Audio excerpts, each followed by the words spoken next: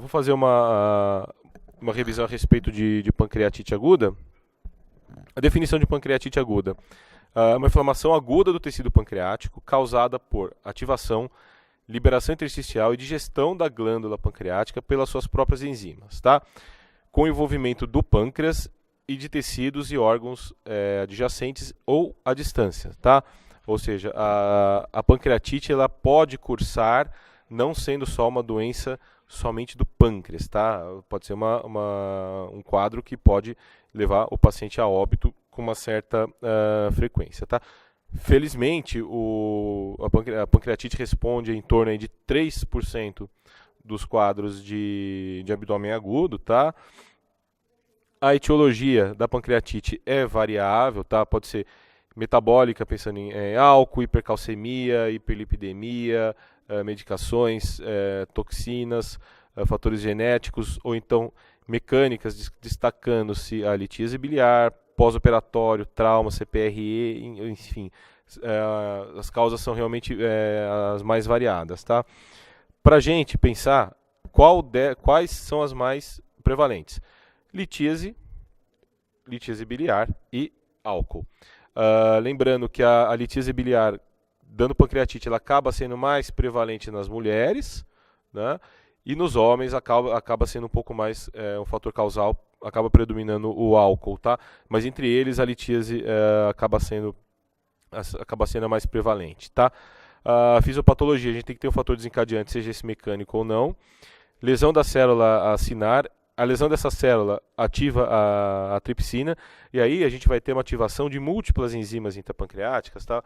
A quinina calicreína, que vai dar edema, a ativação da quimiotripsina, que vai dar lesão vascular, a elastase, também lesão vascular evoluindo com hemorragias, a fosfolipase A, que vai dar necrose e coagulação, e a lipase, que vai dar esteatonecrose. Ou seja, a partir do momento que a gente tem o start da tripsina, desencadeia-se toda essa sequência que vai aumentando, vai entrar num círculo vicioso de lesão do parênquima pancreático, tá? O diagnóstico ele pode ser tanto frusto inespecífico, tá? Mas assim, o clássico qual que é?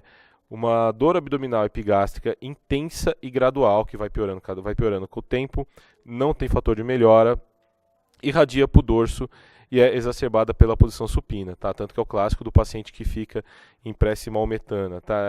Essa posição é para pegar e tirar o peso dos órgãos e do mesentério que está em cima do pâncreas, né? Nessa posição de prece maometana, você acaba aliviando a pressão em cima do pâncreas e acaba tendo uma discreta melhora da dor, tá?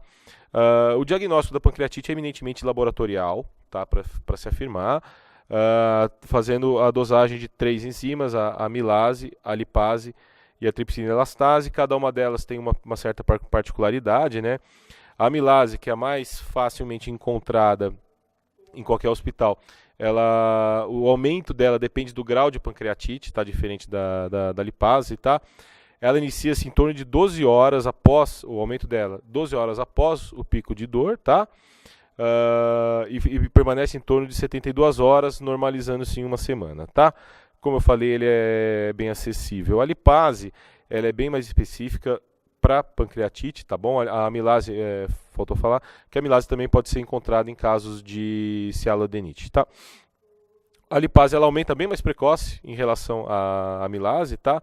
Em torno de 4 horas. O pico é um pouco mais tardio, de 24 horas, só que ela é bem interessante, que ela fica em torno de até 2 semanas, ou seja, a gente consegue fazer um diagnóstico retrógrado. Um paciente que tem uma dor abdominal inespecífica, às vezes ele tem uma amilase normal, mas ele tem uma lipase aumentada, né? Ou seja, a gente pode pensar que esse paciente já teve uma pancreatite, tá? E a lipase, ela sobe bastante em relação à amilase nas pancreatites alcoólicas, tá? Lembrando que fazer essa relação lipase-amilase não é verdadeiro para excluir o diagnóstico de litíase, tá bom? Que é uma das principais causas de pancreatite, tá? E a tripsina elastase, ela é melhor que a amilase, porém ela é bem menos disponível, tá? Os exames de imagem, né? Tomografia, ultrassom, a ressonância e a colangiopancreato endoscópica, lembrando que a colangio ela pode ser terapêutica também, tá? Similarmente, a arteriografia Na isquemia mesentérica, a colangio aqui ela pode fazer o diagnóstico e já tratar, fazendo uma papilotomia ou passando um stent ou próteses plásticas na via biliar, né? A ideia dos exames de imagem é esclarecer o diagnóstico, a extensão, né, determinar a gravidade, se esse paciente está com quadro inicial ou não, se esse quadro é focal ou pegou toda a glândula, tá?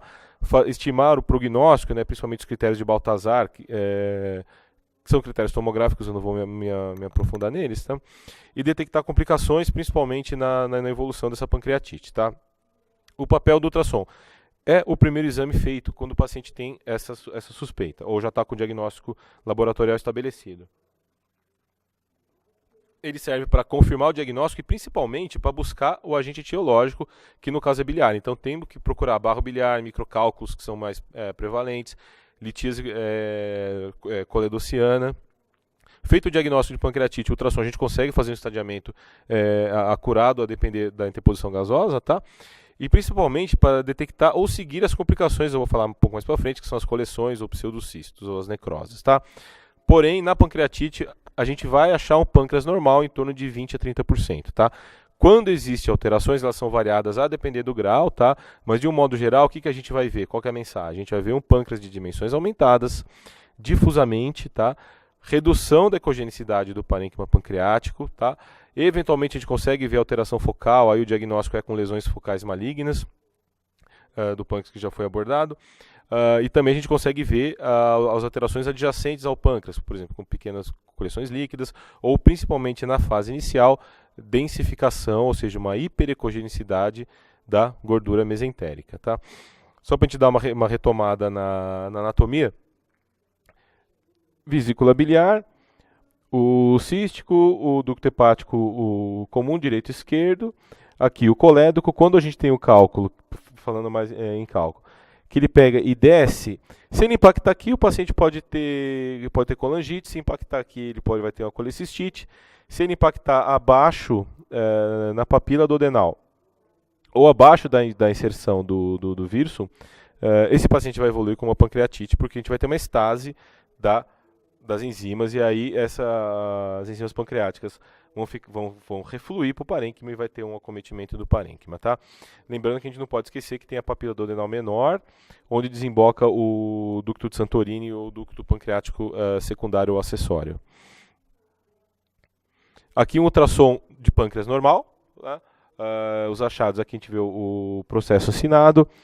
Aqui o corpo distal, a cauda, a parte distal da cauda a gente consegue avaliar fazendo uma janela com o baço. Então aqui está o baço, a veia mesentérica, aqui está a cauda pancreática, e aqui a cabeça do pâncreas e o corpo proximal, e aqui a veia esplênica já se juntando com a veia mesentérica para dar a porta. Esses são os achados normais, né? Em relação ao ultrassom, o que a gente vai, de um modo geral, começar com o convexo de 3,5 a 5. Os lineares de 9 a 12, geralmente a gente usa em crianças ou pacientes muito magros, ou então para avaliação de enxerto pancreático, principalmente no transplante rim-pâncreas, tá? Temos que olhar em todos os cortes, tá? Tentar fazer, tem que ter persistência, por quê? Porque é sabido que a interposição gasosa, ainda mais num paciente que está com quadro inflamatório, isso pode limitar bastante a avaliação do pâncreas, tá? Usar o modo B, o Doppler, a gente tem que abrir mão de todos os recursos que o ultrassom nos permite, tá bom? A sensibilidade do ultrassom é menor que a da tomografia, tá bom? Em torno de 75% a 90%, a tomografia está quase com 100%, tá? Que nem eu falei, o que a gente vai ver? Às vezes em 30% a gente vai ver um pâncreas normal. Com a progressão da doença, a gente vê um pâncreas de dimensões aumentadas, a ecogenicidade reduzida e heterogênea. Lembrando também de não olhar só o pâncreas, né? Tem que olhar os tecidos peripancreáticos, tá? Destacando isso aqui, a hiperecogenicidade, densificação dos planos mesentéricos, tá? E já, dependendo do tempo de evolução dessa doença, procurar coleções líquidas ou até a ascite pancreática, que é um pouco mais tardio, tá? A pancreatite, a gente pode, clinicamente, ela pode ser dada como, diagnosticada, feita a classificação como leve ou grave, tá? Do ponto de vista de anátomo-patológico, a leve é a pancreatite edematosa ou intersticial, ou seja, que ficou localizada ao pâncreas, tá bom? E a pancreatite intersticial no ultrassom é aquele pâncreas de dimensões um pouco aumentadas e mais hipoecogênico. A exudativa é quando já começa a exudar ao redor do pâncreas, a gente já começa a ver nessa fase aqui a densificação do mesentério adjacente, tá? E na pancreatite grave, que é a pancreatite necrotizante, a gente já vai ver um pâncreas com coleções heterogêneas dentro do seu parênquima, tá bom? Em relação à prevalência, ainda bem que a maior parte acaba sendo leve, 80%, né? E a grave 20%, né? Na intersticial tem um quadro um pouco mais leve, um pouco mais incipiente, né? Então a gente não tem necrose, não tem coleção, não tem nenhuma complicação, e a mortalidade aqui é bem baixa, em torno de 1%. Na exudativa a gente já começa a ter uma evolução da intersticial, não temos necrose ainda, mas a gente começa a ter coleções líquidas adjacentes ao pâncreas. As complicações aqui, que eu vou falar mais para frente, são pseudocistos, em torno de 12%, e a mortalidade aqui já está na casa de 8%. E a necrotizante é quando a gente praticamente já perdeu todo o parênquima pancreático, né? Tem parênquima necrosado, as coleções geralmente existem e estão infectadas, ou seja, tem uma complicação em torno de 80%, e a mortalidade aqui está beirando 25%. Como eu falei, a pancreatite aguda leve, a maior parte das pancreatites que a gente vai ver são essas daqui. A gente vê um pâncreas de dimensões aumentadas, né, com ecogenicidade reduzida, totalmente heterogêneo, né. Aqui a gente já consegue ver que está tendo um pouco de densificação do plano mesentérico peripancreático. Aqui na pancreatite aguda leve, ainda sem complicações, aqui destaca, a gente consegue ver o vírus um pouco aumentado, provavelmente tem um cálculo que impactou ali e causou essa pancreatite, tá? E aqui uma pancreatite focal, aqui o diagnóstico é bem difícil, porque o diferencial aqui é um adenocarcinoma de cabeça de pâncreas, ou seja, a gente vê um pâncreas hiperecogênico, um pâncreas normal aqui para trás, e aqui a gente vê essa área nodular hipoecogênica mal delimitada, né? Então, claro que num paciente com clínica, isso aqui a gente pode fazer a hipótese de uma pancreatite leve focal, mas aqui esse paciente tem que ser investigado, porque a gente pode ter um adenocarcinoma que está levando a uma pancreatite, tá bom? Aqui mais alguns casos, aqui a gente consegue ver o pâncreas com a ecogenicidade aumentada, as dimensões aqui não tão aumentadas. Aqui a gente vê um pâncreas basicamente hipoecogênico, né? E isso aqui é o que a gente consegue ver predominantemente em paciente etilista, tá? Aqui a gente vê um pâncreas com as dimensões bem aumentadas, porém a ecogenicidade está preservada, tá? Então lembrando que é mais comum a gente ver um pâncreas de dimensões aumentadas e ecogenicidade reduzida, mas a gente pode ter esses fatores separados, ou seja, só um pâncreas hipoecogênico ou só um pâncreas hiperecogênico com as dimensões aumentadas, mas ecogenicidade preservada, tá? Falando um pouco das complicações, né? São feitos critérios clínicos, não vou ficar me aprofundando. O mais comum deles é o Hansen, né, que leva basicamente idade, leucometria. A gente pode ter o Apache, que nem falei, o Baltazar, que é classificação tomográfica, tá bom? Isso não foge ao escopo da aula. Quais são as principais complicações da pancreatite aguda, tá? Em uma ordem cronológica, a gente começa a ter acúmulo líquido no início da pancreatite, de um modo geral é peripancreático, ele vai estar sem nenhuma cápsula, ele não vai estar definido. Quando elas começam a se organizar, é aqui que surgem os pseudocistos, que é uma coleção de suco pancreático rico em enzimas, e aí as paredes dos órgãos adjacentes ou dos planos mesentéricos acabam por organizar esse cisto. A necrose é a evolução do pseudocisto, tá? Resulta da autodigestão do pâncreas e da gordura do mesentério adjacente, tá bom?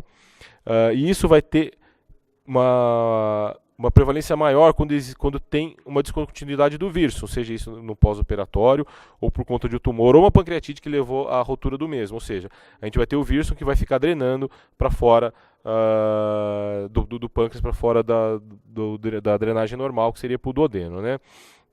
E outras causas um pouco menos frequentes são trombose venosa, pseudoneurismas, a pancreatite crônica, né? Ou, mais raramente, as fístulas gastrointestinais, né? Onde que essas coleções se acumulam? Na pequena bolsa mental, nos recessos peritoneais, né? Recesso de Morrison, periesplênico, nas goteiras parietocólicas, fundo de saco de Douglas, né? E excepcionalmente a gente pode ter derrames pleurais ou pericárdicos, a depender da extensão, tá? Então aqui a gente consegue ver uma ultrassonografia mostrando, aqui está o estômago, aqui está o pâncreas, né, de congenitalidade reduzida, aqui uma extensa densificação do mesentério, aqui a gente vê uma coleção, um acúmulo líquido, ainda não é um pseudocista, esse líquido essa coleção está espalhada, extrapancreática, tá? Aqui uma ascite esplênica, né, a gente consegue ver o baço, o ligamento gastroesplênico, aqui está o estômago, uma volumosa ascite, tá? E aqui um caso um pouco mais trágico, a gente consegue ver o pâncreas de dimensões bem aumentadas, totalmente com a perda do seu padrão habitual. A gente consegue ver uma extensa coleção, já com debris e necrose intrapancreático. Esse aqui é um caso bem grave. O padrão de Mave, na pancreatite crônica, que é uma das complicações mais comuns da pancreatite aguda. O padrão de imagem é variável, de um modo geral a gente vai ver um pâncreas atrófico, um pâncreas hiperecogênico, os contornos dele vão ser irregulares, né? Pseudocisto ou massas hipoecogênicas pode ocorrer em 1/3 dos casos, mas de um modo geral, com o passar do tempo, em torno de um ano, elas se resolvem sozinhas, tá? Calcificações são bem comuns também, podem ser intra ou extraductal, podem estar associadas ou não a pseudocistos, tá? E o sinal mais confiável para a pancreatite associado à atrofia pancreática é uma dilatação ductal. A gente vê aí um Wirsum acima de 3 milímetros, tá? Ou seja, com 4 milímetros a gente já pode falar que esse Wirsum está dilatado, tá? E esse paciente está com uma pancreatite crônica, tá? E às vezes esse Wirsum vai estar bastante dilatado quando tiver principalmente cálculos intraductais, tá? Aqui, ó. Uma pancreatite crônica que tem calcificações, calcificação no parênquima, tá? Aqui um paciente com o pâncreas com múltiplas calcificações grosseiras, aqui o colédoco bem ectasiado, tá? E aqui uma dilatação acentuada do Wirsum no paciente com pancreatite crônica. Aqui um outro caso, um paciente com pseudocisto, esse tem calcificações dentro deles, também isso pode ocorrer, tá?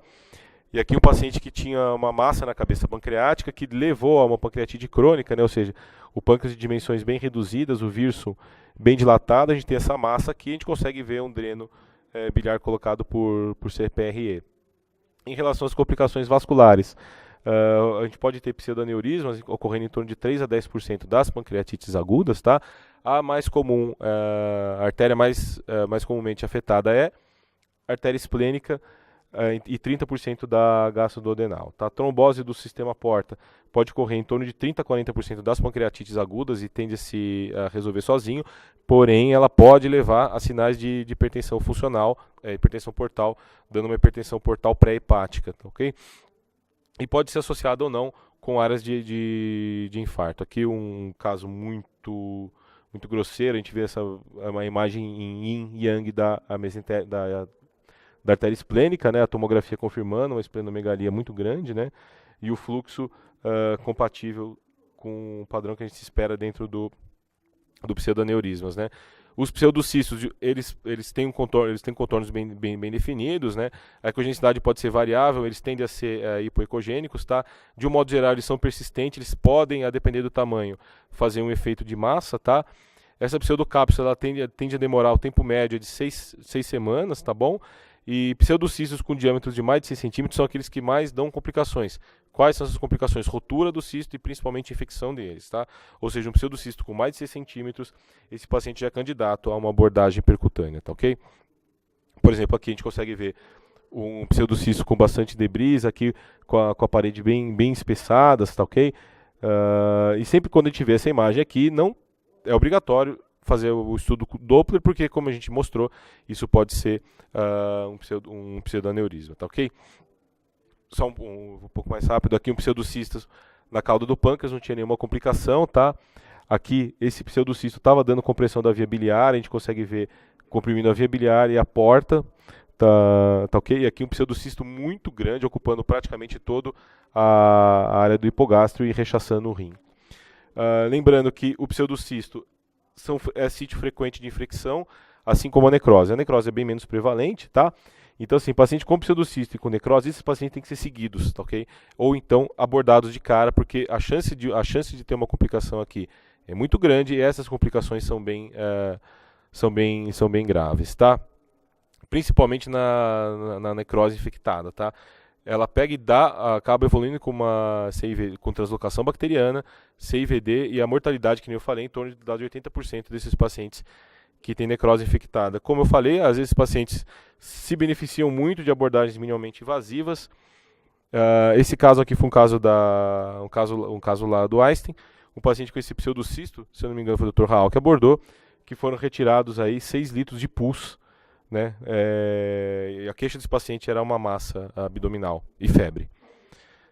Muito obrigado, pessoal. Desculpa a extensão aí.